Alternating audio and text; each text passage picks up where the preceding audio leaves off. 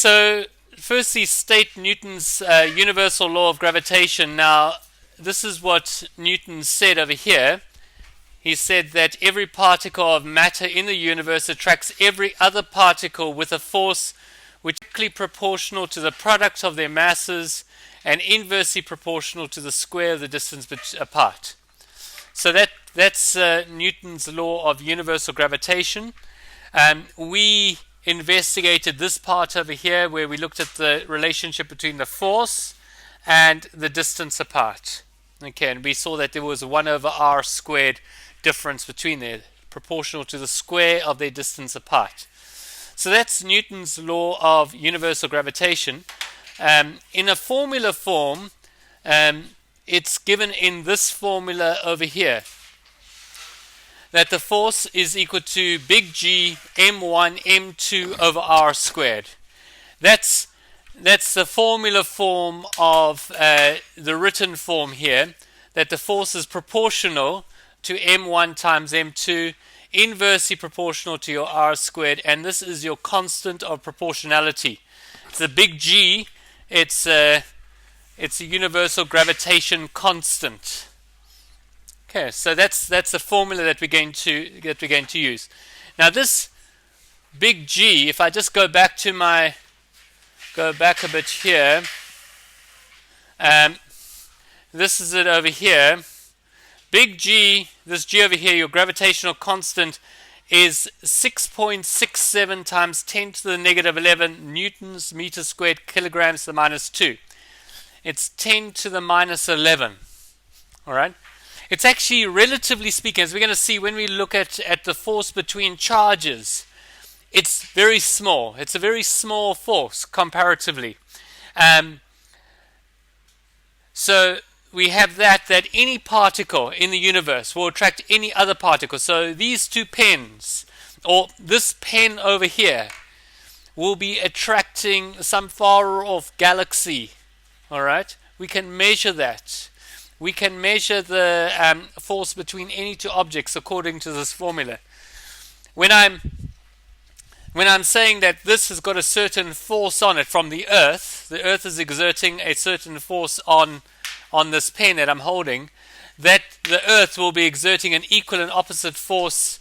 This pen will be exerting an equal and opposite force on the Earth. So there's your Newton's third law, your action and reaction. Okay, so we have that.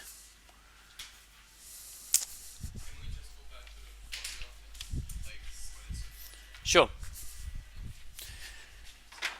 Going back to the formula.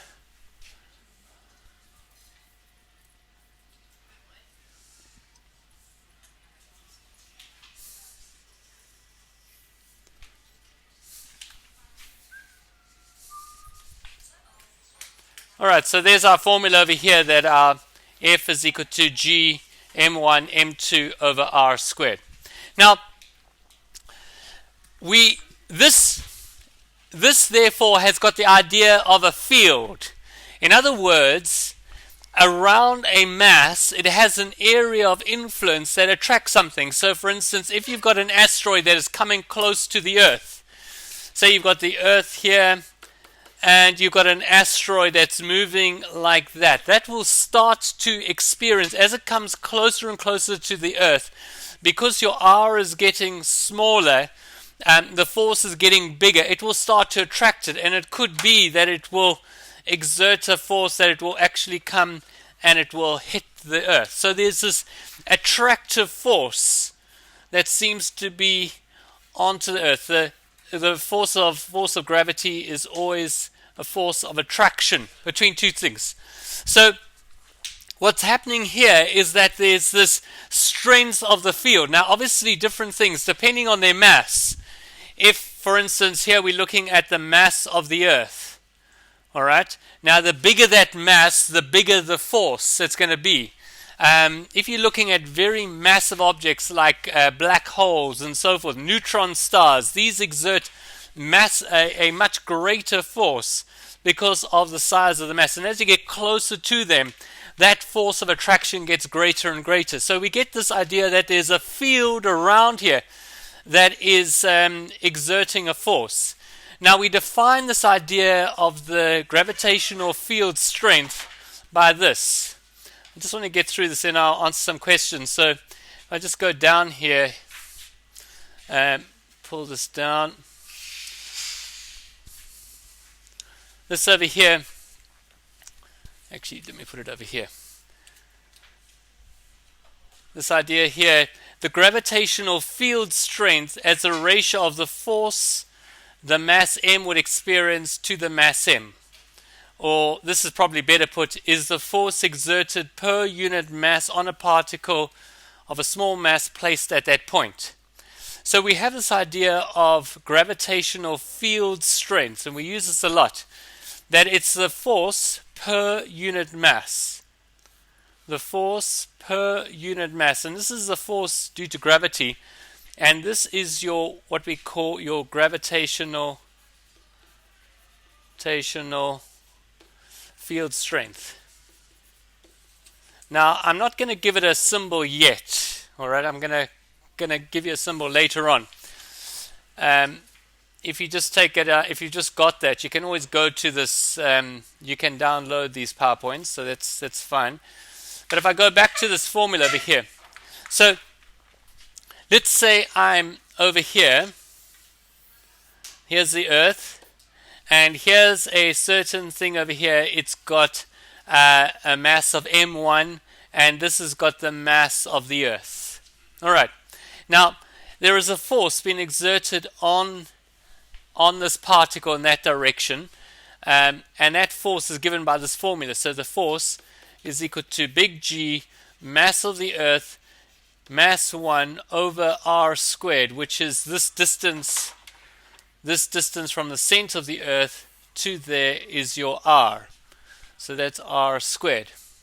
Now, the gravitational field strength is this force divided by m1. Okay? It's the force per unit mass. So if I put it into this formula here, we can see that our m1s are going to cancel. We're going to get big G, mass of the Earth, mass 1 over r squared divided by m1. And those two cancel out. So we get our gravitational field strength is G me over r squared.